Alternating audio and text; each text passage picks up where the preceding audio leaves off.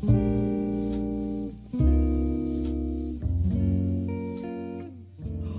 understand. I've lived it a long time, and I used to talk about the wobble. I would like to live life where I have better control of my wobble and can keep it at a high vibration and can notice those moments when the lions are coming. The way you do that is by looking at manifestations that you've already accomplished that you feel happy about and milking the appreciation that you feel.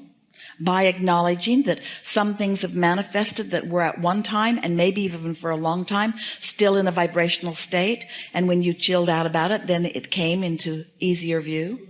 You just have to massage your thoughts into those better feeling places. That really is the work. And we know, friends, it feels counterintuitive to humans who have been counting on your action to make things happen.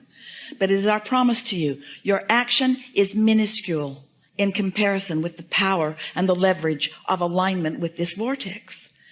Most people are offering most of their action or behavior to compensate for not flowing their energy in a productive way. You worry about stuff and you don't line up with well-being, and you beat the drum of things not going well for you. And then when things don't go well for you, then you dig in with action and hard work, and then you get exhausted. Because this receiving mode is not just the vibrational place. Just like you have to set your radio dial on 98.7 FM if you want to hear what's broadcasted from that tower. You can't set it on some other frequency. You have to tune your tuner to that broadcasting tower. And so we want to convince you that this vibrational reality, that this vortex is a broadcasting tower that includes everything that you want and all that you are and the path to full manifestation of every bit of it. And if you can accept that that is so, and then you can just care about tuning yourself to it, which just means think thoughts that feel good, then everything will turn out the way you're wanting it to. Such a nice thing. You could have 5 things, we know you've heard this, that are important to you. There are always more than that, but let's say 5 major things. And 4 of them could be going extremely well and 1 of them not well. And you as humans mostly think that you better dig into that one that's not going well. And as you do, you tune to what's not going well, and you actually pinch off the well-being on the other 5 that were going well. Conversely, you could have only 1 thing that's going well and 5 things that are going awful. And you could focus upon the 1 thing that is going well, set your tone by your attention to that, and the other 5 would fall into alignment, because the receiving mode is the receiving mode. But when you believe that you have to work hard to compensate for inferiority or for past wrong deeds, or when you feel that you have to work hard in order to justify your existence, all of those things are so contrary to what your inner being knows about your readiness and your worthiness that you get crosswise of the energy, and then you do offer more effort, and then you get tired. Where if you're feeling good about yourself and others, if you're looking for positive aspects, if you're counting your blessings, so to speak, looking for reasons to feel good, not having knee-jerk reactions to so many things, then you're in the receiving mode. But the receiving mode is also the replenishing mode. That's where your stamina comes from. That's where your clarity comes from. That's where your vitality comes from. That's where the good ideas come from. But most humans, we love you so much, you know what's coming next. You are reacting to things. So you're looking around, wanting to be objective, and that's a good thing, because you got to sift in order to launch those rockets. But as you're looking around so often, instead of identifying what you want and running with it, you are having a reaction to what you don't want. And when you are reacting to what you don't want, then you're putting more emphasis on that. So you're actually often vibrating more in contrast to what you want than you are in harmony with what you want. Every subject's 2 subjects. What is wanted and the absence of it. So sometimes you're thinking that you're thinking about money when you're really thinking about not having enough of it. Sometimes you're thinking about having or getting or improving a relationship when often you're thinking about the absence of a relationship, or something about the relationship that you've got that you don't want. And so if you don't introduce an understanding into this equation of what your emotions are telling you, then you can't guide your thoughts at those early subtle stages. And if you don't guide them at early subtle stages, then law of attraction is going to carry them into greater and greater momentum, where you believe then that you have to take action, but there's not enough action to compensate for that momentum that's going in opposition to what you want. So what's the answer? chill out.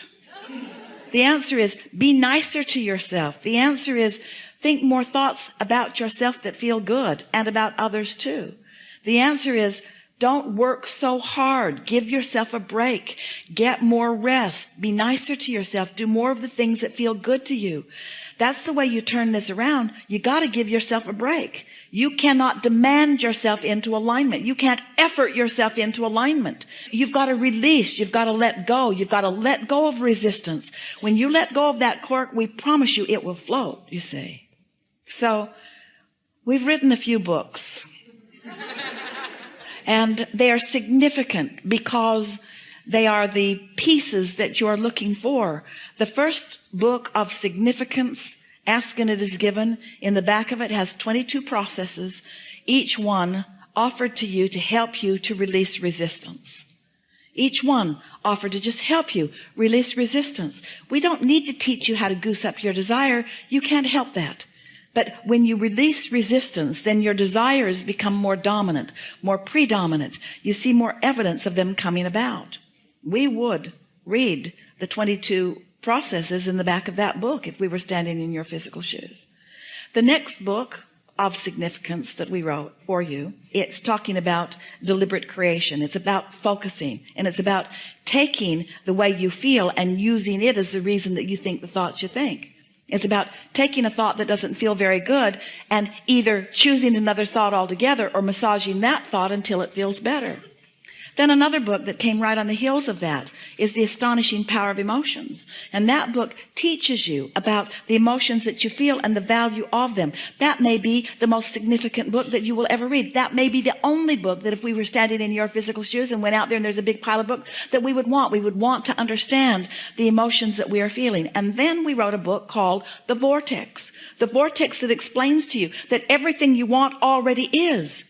And if you're paying attention to how you feel and maybe using some of the processes that help you to release resistance and focusing deliberately, that you can get into the receptive mode and let everything in that you want.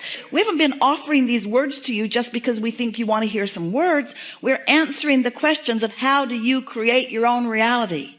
How do you create your own reality?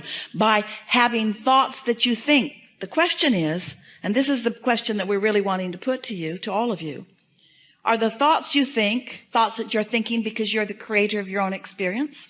Or the thoughts that you think, reactionary thoughts because somebody else is having an experience that you're observing and you're having a knee-jerk reaction to what's going on? Because that's a big question. If you are reacting, then you have no control. You're like a cork bobbing on a raging sea. You have no control at all. So what would we do? We'd put ourselves in bed tonight and we'd say, I am the creator of my own reality, and I like that. And then we would say to ourselves, and as I sleep tonight, momentum is going to subside because my thoughts are not going to be active and law of attraction is not going to be reacting to my thoughts. However, law of attraction is going to continue to react to the thoughts of my inner being who never sleeps.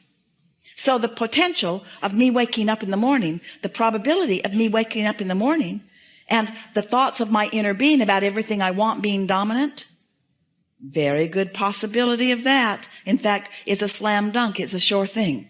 When I wake up in the morning, I'm going to feel the movement of what my inner being knows, and my beliefs are going to challenge it. But each time a belief challenges the path that my inner being has laid out for me to the success of joy that I seek, I'll feel some soft negative emotion. And when I feel it, I can adjust my thought right then and there. And if you will do that tomorrow and the next day and the next day and the next day, it won't be 30 days before you will have bridged your beliefs to be more in harmony with what your inner being knows to be. And you're going to have evidence all around you. Evidence all around you of breakthrough after breakthrough. And you know what a breakthrough is? A breakthrough is you breaking through your own resistance. Only two ways to have a breakthrough. Either really get that train going so fast that it doesn't matter what the wall of resistance is, your train's going to break through it. That's hard on you and your train. Or little by little release the resistance so there is no hindrance to who you are and what you're asking for. So now you understand the way creation, deliberate creation works. You heard us. You understand it more clearly than you ever have before.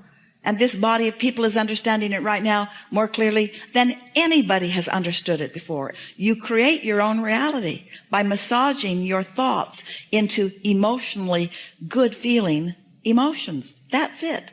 That's really all that it is. That's really all that it is. I've heard it before. I've heard you say that, and I've tried going to bed at night and setting an intention. And now listen to what you're doing here, because you're beginning right now, even with all of that, to argue for your limitations just a little bit.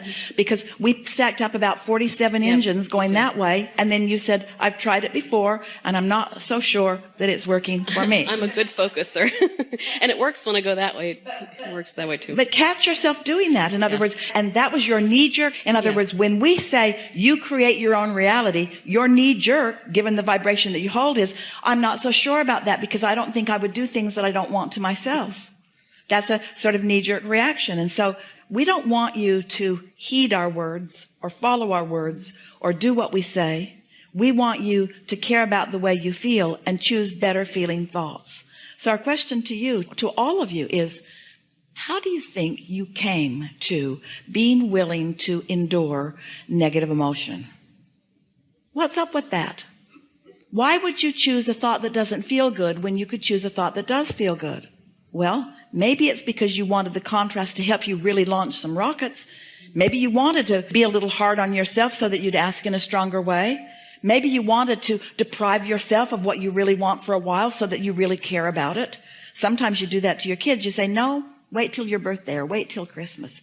I want you to really want this before you get it, because then when you get it, you'll really like it. So you sort of train yourself to hold yourself apart from the well-being that would be there all of the time. But we're really putting a straightforward question to you, to all of you. Why would you, what would cause you to be willing to deprive yourself of feeling good? Why would you beat up on yourself? And the answer is, you don't like yourself very much. And the reason that you don't like yourself very much is because you've been looking to disconnected people to like you, and they don't like you very much. But it's not personal. They don't not like you because you're not likable. They don't like you because they're not in a likable mood. It's not personal. They're not depriving you of their love. They're just pinched off from their own love, so they don't have anything to give you. And everybody's going to give you what they're feeling. So if they're all pinched off and you say, look at me and give me something, they're going to give you something that you don't like. And then you're going to get used to what it feels like not to be liked. And all along, your inner being is loving you so much. Every time you're not being loved by someone, your inner being is loving you more because you're asking for it stronger. So the more Source loves you, and the more you don't let yourself feel the love of Source, and the more you look through cracks of others for them to love you, and the more you become dependent upon them, those flaky human friends, they're just not consistent. They're so fickle. Oh, they'll love you if you'll do everything that they want you to do. But boy, you better not let up for a minute, and their love for you will stop because it was contingent upon you pleasing them, because we love you so much. But you've got this backwards, and you've had it backwards for quite a while, haven't you? But when you get it turned around and you begin to accept that when I feel love, that means I've opened the conduit, and the love that is me is flowing through me, not through me only to others, but through me and to me and through me. When you're loving someone else, do you know who receives the greatest benefit of your love? You do, because your valve's wide open and every cell of your body is resonating with the love that is flowing through you, you see. You got to stop looking for lovables in order to love. You got to love just because that's what you do. You love. And then when you get in that vibration of love, oh, lovable shows just show themselves. You got to talk yourself into feeling good about you. You got to talk yourself into feeling good about the situation. And it's really worth it. It's a big payoff, because when you keep your valve open no matter what, then good just keeps flowing to you. But if you pinch your valve off for some petty little reason that really isn't important, because you've got some beliefs that you've been dragging around that haven't served you that well anyway, then life can be a sort of hard road. Yes? This seems like an exceptionally good time for a segment of refreshment.